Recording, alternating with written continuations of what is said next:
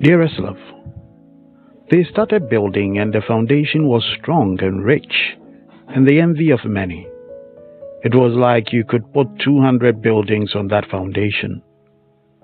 As the work progressed, the materials got expensive and the deadline was approaching, and so they had to buy from other sources.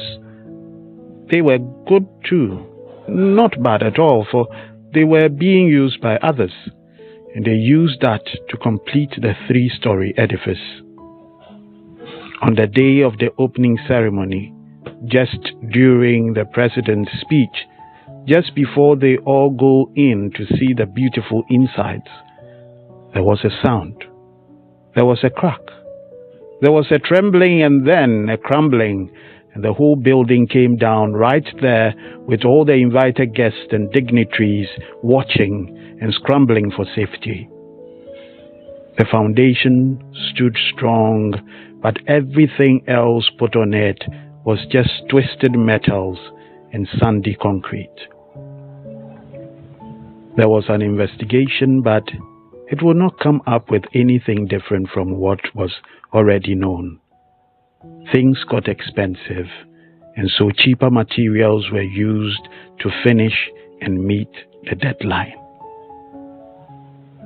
When the man spoke, I thought he was coming to talk about using substandard materials for our building project, and then he said, "For God has already placed Jesus Christ as the one and only foundation, and no other foundation can be laid.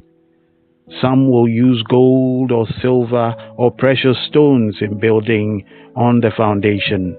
Others will use wood or grass or straw.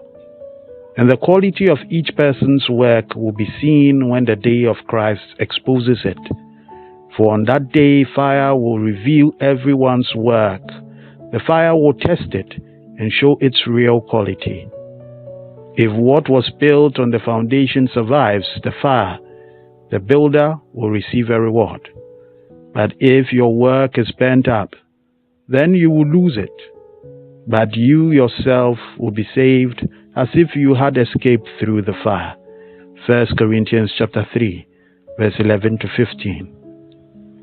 There was a time when we gave our hearts and souls when we believed. Today we seek to please our God with works and wealth, but still keep our hearts and souls for ourselves.